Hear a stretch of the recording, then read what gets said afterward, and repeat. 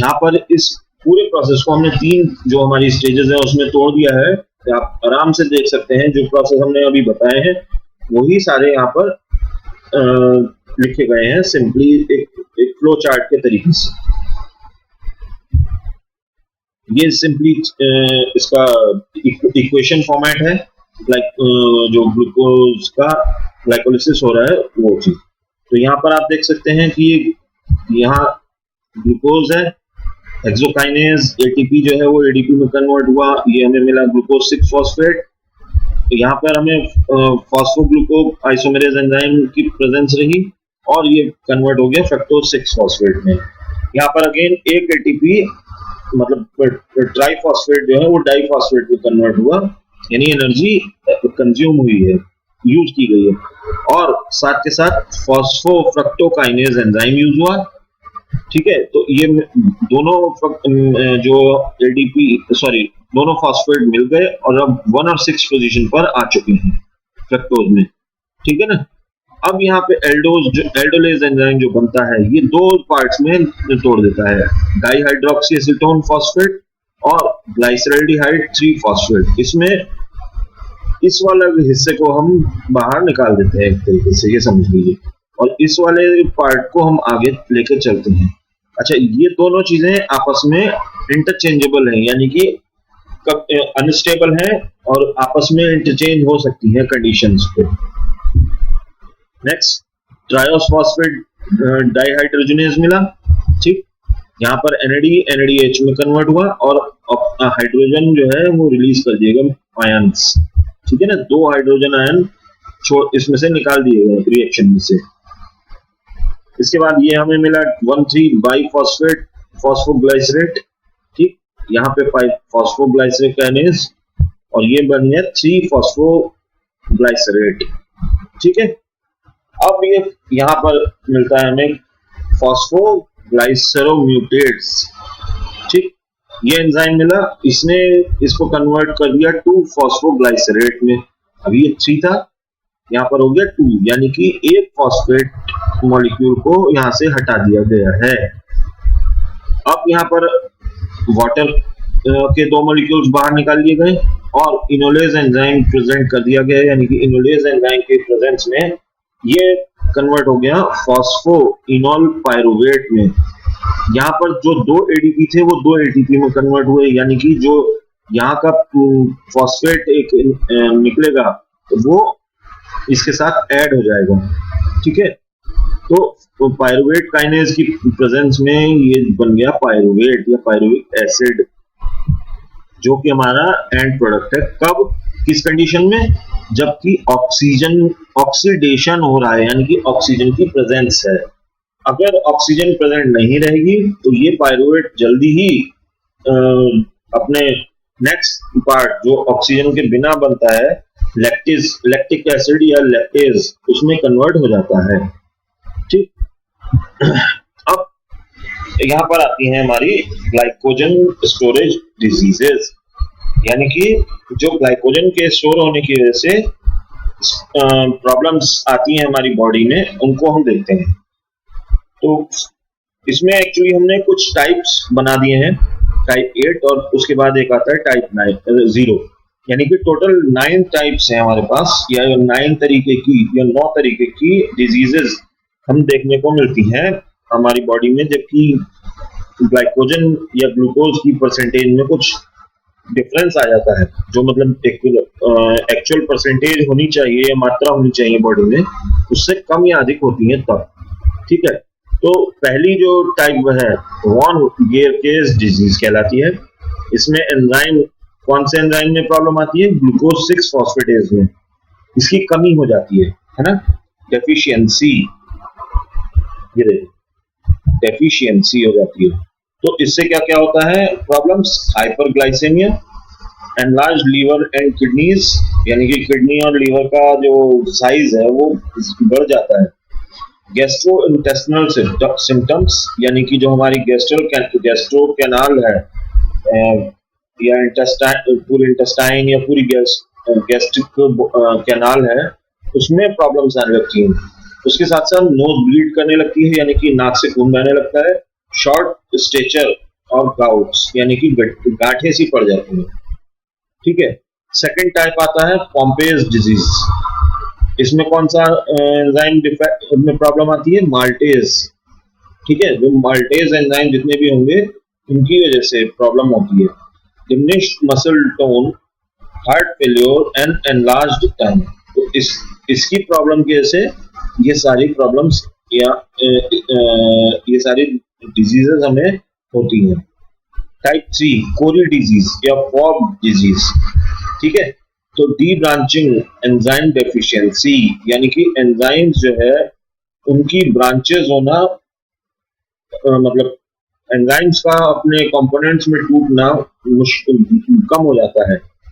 तो इस कंडीशन में क्या होता है? ग्लाइकोसेमिया, सॉरी हाइपोग्लाइसेमिया, एनलार्ज लीवर, ठीक है, cirrhosis, muscle weakness, cardiac involvement. ठीक है, यानी कि लीवर का साइज बढ़ना और आपका मसल्स में वीकनेस आना, या जो हमारी हार्ट से रिलेटेड इश्यूज हैं उनका बढ़ जाना। Next Andersen's disease. इसमें क्या होता है? ब्रांचिंग एंजाइम डेफिशिएंसी है, इसमें भी यही प्रॉब्लम है, लगभग मिलती जुलती है दोनों। Enlarge liver, spleen, cirrhosis, diminished muscle tone, possible nervous system involvement. ठीक है, इससे ये इश्यूज आते हैं सारे। फिर आता है क्रेडल्स डिजीज। यहाँ पे ध्यान रखिएगा एम साइलेंट है। ठीक है, कार्डल्स डिजीज जो है इसमें क्या होता है? Muscles phosphorylase deficiency. ठीक है, मतलब मसल्स में फॉस्फोरस की परसेंटेज बढ़ जाती है। उससे क्या होता है? मसल्स वीक हो जाती है, थकान ज्यादा होने लगती है और मसल्स में क्रैम्प यानी कि एक तरीके से खिंचाव उसे आने लगते हैं। कहते हैं ना हमें मसल पुल हो गई है, नस खिंच गई है जिसे कहते हैं एक्चुअली, या नस चढ़ जाना। ये सारे इसी के आपके लक्षण हैं टाइप 5 के। देन टाइप 6 जिसे कहते हैं हर्स डिजीज। ये लीवर फॉस्फोराइलेज एंजाइम की प्रॉब्लम में डेफिशिएंसी यानी उसकी कमी के कारण होता है। Mild hypoglycaemia, enlarge liver, short stature of in childhood. ठीक, तो ये सारी प्रॉब्लम्स जो है वो आती हैं। Type 7 Tarui's disease. ये फॉस्फोफ्रक्टोकाइनेज डेफिशिएंसी है, यानी कि फॉस्फोफ्रक्टोकाइनेज एंजाइम की कमी होने के कारण होता है। Muscle pain, weakness and decreased endurance. ठीक, टाइप 8 में आती है लीवर फॉस्फोराइलेज काइनेज एंजाइम। ठीक है, लीवर से सिक्रेट होता है फॉस्फोराइलेज काइनेज एंजाइम। इसकी वजह से क्या होता है? Mild hypoglycaemia, enlarge liver, short stature और in childhood, possible muscle weakness and cramps. ठीक है, सारी चीजें क्लियर है इसमें। नेक्स्ट आता है टाइप 0 9th और लास्ट इसकी डिजीज। इसमें क्या होता है? Liver glycogen synthetase. तो लीवर में मिलने वाला ग्लाइकोजन सिंथेटेज एंजाइम जो है उसकी साथ कुछ दिक्कत आने लगती है। उसकी वजह से क्या होता है? हाइपरग्लाइसेमिया होता है, पॉसिबल लिवर एनलार्जमेंट यानी कि जो लीवर का साइज है वो बढ़ जाता है।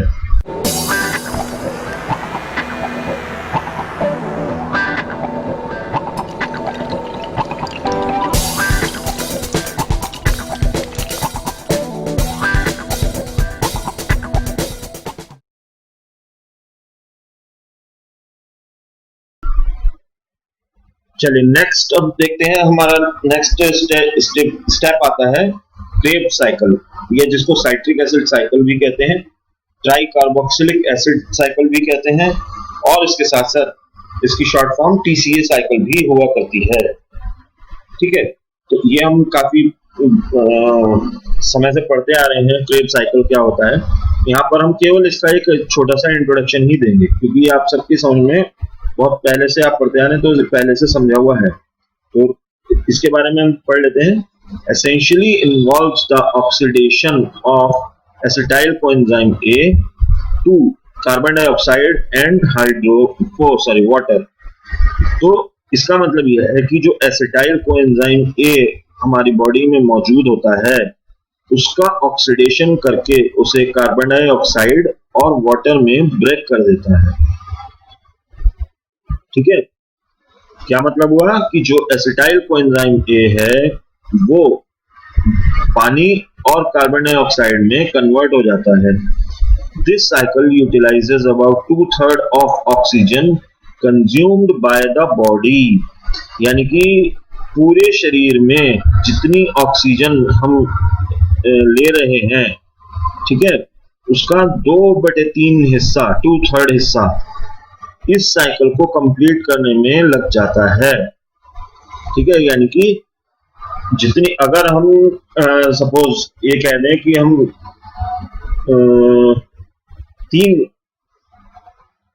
तीन जूल एनर्जी हम यूज कर रहे हैं, तो उसमें से 3 जूल में से 2 जूल एनर्जी अगर हम कहते हैं कि 2 जूल एनर्जी हम केवल क्रेब्स साइकिल को कंज्यूम करने में लगा रहे हैं, यानी कि हमारे पास इस कंडीशन में केवल 1 जूल एनर्जी बच रही है, जो बाकी सारे कामों को, पूरे बॉडी फंक्शन को काम में करने के लिए काफी होती है। इसका मतलब समझ में आ रहा है कि जो क्रेब साइकिल है वो हमारी बॉडी के लिए बहुत ज्यादा इंपॉर्टेंट हुआ करता है। यानी कि अगर क्रेब साइकिल में कोई डिफेक्ट आने लगता है या कुछ प्रॉब्लम आती है, तो डायरेक्टली उस चीज का इम्पैक्ट हमारे बॉडी पर या बॉडी के फंक्शंस पर पड़ेगा। ठीक है, अब पायरुवेट जो है वो कैसे कन्वर्ट होता है कि एसिटाइल कोएंजाइम ए में कन्वर्ट हो जाता है। ग्लाइकोलिसिस के बाद मिला हुआ पायरुवेट है ये। ठीक है, एसिटाइल कोएंजाइम ए में कन्वर्ट होता है, जिससे आगे साइट्रेट बनता है, फिर आइसोसाइट्रेट बनता है, फिर अल्फा कीटोग्लूटेरेट बनता है। साथ साथ यहाँ पे कार्बन डाइऑक्साइड निकल रही है, देखिए दोनों जगह पर बाहर। ठीक है, फिर उसके बाद सक्सिनाइल कोएंजाइम ए बनता है, यहाँ पर जीडीपी में कन्वर्ट होता है, फॉस्फेट ऐड होता है। तो अब फॉस्फेट ऐड होने के बाद क्या होता है, ये सक्सिनाइल कोएंजाइम ये सक्सिनेट में कन्वर्ट होता है, यानी कि सक्सिनिक एसिड में। यहाँ पर FADH2 में कन्वर्ट हो जाता, FADH2 में कन्वर्ट होता है, यानी कि यहाँ पर हो रहा है हाइड्रोलिसिस, यानी हाइड्रोजन के साथ रिएक्शन, और ये सक्सिनेट जो है वो फ्यूमरेट में कन्वर्ट हो जाता है या फ्यूमरिक एसिड में। फ्यूमरिक एसिड मैलेट में कन्वर्ट होता है या मैलिक एसिड में कन्वर्ट होता है। और यहाँ पर क्या होता है, NAD जो है वो हाइड्रोलिसिस करने के लिए, यानी कि हाइड्रोजन से रिएक्शन करता है। ठीक, यहाँ पर क्या होता है, मैलेट जो होता है वो ऑक्सैलो एसीटेट में कन्वर्ट हो जाता है, और ऑक्सैलो एसीटेट अगेन इसी साइकिल में चलता रहता है आगे क्लॉकवाइज डायरेक्शन में। तो इसी कंप्लीट साइकिल को पूरा करने के लिए हमें 2/3 ऑफ टोटल ऑक्सीजन कंज्यूम करनी पड़ती है। ठीक है, अब इसमें रिएक्शंस कौन कौन सी आती है क्रेब साइकिल में। सबसे पहली होती है फॉर्मेशन ऑफ साइट्रेट, यानी साइट्रिक एसिड की फॉर्मेशन, बनना, condensation of acetyl coenzyme A, ठीक है, और ऑक्सैलो एसीटेट। इसका मतलब ये है कि ऑक्सैलो एसीटेट और एसिटाइल कोएंजाइम ए, ठीक है, इन दोनों का क्या किया जाता है, कंडेंसेशन, जिससे क्या होता है, जिससे क्या नहीं, एक्चुअली इस काम को करने के लिए साइट्रेट सिंथेटेज एंजाइम जो है वो एक कैटलिस्ट की तरह से काम करता है। कौन सा एंजाइम है, साइट्रेट सिंथेटेज, ये एक कैटलिस्ट की तरह काम करता है, और इससे क्या होता है, कंडेंसेशन। क्या होता है, कंडेंसेशन किसका, एसिटाइल कोएंजाइम ए और ऑक्सैलो एसीटेट का। ठीक है जी। सेकेंड और थर्ड जो स्टेजेस हैं या स्टेप्स हैं या रिएक्शंस हैं, उसमें क्या होता है कि जो साइट्रेट है वो आइसोमेराइज होके आइसोसाइट्रेट में कन्वर्ट हो जाता है। ठीक है, आइसोमेरिज्म हमने पढ़ सकता है, समस्थानिकता। ठीक है, तो केवल वो अपना रूप चेंज कर लेता है, साइट्रेट कन्वर्ट हो जाता है आइसोसाइट्रेट में, और जो आगे चलकर एकोनिटेज एंजाइम्स की उपस्थिति जो होती है उसमें ये काम होता है। ठीक है, यानी आइसोमेराइजेशन का काम जो होता है वो किसकी प्रेजेंस में होता है, एकोनिटेज एंजाइम की, 2 स्टेजेस में, सेकंड और थर्ड में। ठीक है, नेक्स्ट आती है फोर्थ और फिफ्थ स्टेज। यहाँ पर क्या होता है, फॉर्मेशन ऑफ अल्फा कीटोग्लूटेरेट। ठीक है जी, यानी कि अब जो अल्फा कीटोग्लूटरेट है उसका बनने का स्टेज है, और ये 2 स्टेज में कंप्लीट होता है। और तीसरी बात ये कि एंजाइम जो होता है यहाँ पे वो होता है आइसोसाइट्रेट डीहाइड्रोजिनेज। कौन सा होता है? आइसोसाइट्रेट डीहाइड्रोजिनेज। आप ये सब डिटेल्स बुक में बहुत आराम से देख सकते हैं, क्योंकि ये सारा कुछ मैंने बुक को बेस करते हुए ही स्लाइड्स को बनाया है। देन कन्वर्जन ऑफ कीटोग्लूटरेट, यहाँ पर क्या है, कीटोग्लूटरेट जो मिला हमें वो भी सक्सिनाइल को एसिड को एंजाइम ए में कन्वर्ट हो जाता है। किस रिएक्शन के थ्रू? ऑक्सीडेटिव डीकार्बोक्सिलेशन, यानी कि ऑक्सीजन की प्रेजेंस है, ठीक है, ऑक्सीजन की प्रेजेंस है, लेकिन यहां से कार्बन को हटाया जा रहा है, ठीक है। और इसमें इस पूरे प्रोसेस में, इस पूरी रिएक्शन में अल्फा कीटोग्लूटरेट डीहाइड्रोजिनेज एंजाइम जो है अपना कैटालिसिस की भूमिका निभाता है। फॉर्मेशन ऑफ सक्सिनेट, अब यहाँ पे क्या है, सक्सिनेट की फॉर्मेशन करना है, तो यहाँ पर एंजाइम जो है वो कौन सा यूज होता है? सक्सिनेट थियोकाइनेज। कौन सा? सक्सिनेट थियोकाइनेज, ठीक है जी। अब ये सक्सिनेट जो हमें मिला ये फ्यूमरेज में कन्वर्ट होता है इस एंजाइम की प्रेजेंस में, सक्सिनेट डीहाइड्रोजिनेज के प्रेजेंस में। फिर अब ये जो सक्सिनेट मिलेगा हमें ये मैलेट में कन्वर्ट होता है, और मैलेट जो है ये फ्यूमरेज एंजाइम की प्रेजेंस में कन्वर्ट हो जाता है, ठीक है। मतलब इससे ये कन्वर्जन सक्सिनिक एसिड से मैलेट में कन्वर्जन जो होगा वो होगा एंजाइम फ्यूमरेज एंजाइम की प्रेजेंस में। देन जो मैलेट आया हमारे पास वो ऑक्सैलो एसीटेट में कन्वर्ट हो जाता है, ठीक है। ऑक्सैलो एसीटेट जो में कन्वर्ट होता है ये होता है किस एंजाइम की प्रेजेंस में? मैलेट डीहाइड्रोजिनेज की प्रेजेंस में। यहाँ पर हम देखते हैं कि जो हमारा बायोमेडिकल इंपॉर्टेंस है साइट्रिक एसिड साइकिल या क्रेब्स साइकिल की, वो क्या है? यानी कि मेडिकल जो हमारा फील्ड है उसमें किस तरीके से क्रेब्स साइकिल की इंपॉर्टेंस होती है। तो पहला पॉइंट है कि final common pathway for oxidation of carbohydrates, lipids and proteins, ठीक है। यानी कि जो कार्बोहाइड्रेट्स हैं, लिपिड्स हैं और प्रोटीन्स हैं, इनके ऑक्सीडेशन में एक फाइनल पाथवे होता है। ये तीनों का कॉमन पाथवे है, यानी तीनों इस कार्बोहाइड्रेट, लिपिड और प्रोटीन इस पाथवे से होकर गुजरते ही हैं। या ये कह सकते हैं साधारण भाषा में कि ये ऐसा रास्ता है जिससे होकर इन तीनों पैसेंजर्स को गुजरना ही गुजरना है हर हालत में, ठीक है। Second point, major role in gluconeogenesis, transamination, deamination and lipogenesis. अब ये एक ऐसा प्रोसेस है कि जिसमें जो कि ग्लूकोनियोजेनेसिस के लिए बहुत उपयोगी है, ट्रांस एमिनेशन के लिए बहुत जरूरी है, डीएमिनेशन के लिए बहुत जरूरी है और लाइपोजेनेसिस के लिए बहुत जरूरी होता है। यानी कि इन 4 प्रोसेसेस का काम बिना क्रेब्स साइकिल के नहीं चल सकता। यानी कि इन 4 प्रोसेस को अगर हमें अपनी बॉडी में या अपनी बॉडी सिस्टम में कंप्लीट कराना है तो क्रेब्स साइकिल हमारी बॉडी में होना चाहिए या कंटिन्यूअसली चलते रहना चाहिए, ठीक है। देन विटामिन्स प्ले अ की रोल इन दिस साइकिल। अच्छा, जो ये क्रेब्स साइकिल है हमारा, इसमें विटामिन्स, कई विटामिन्स जो हैं वो अपना अपना बहुत अच्छा रोल प्ले करते हैं।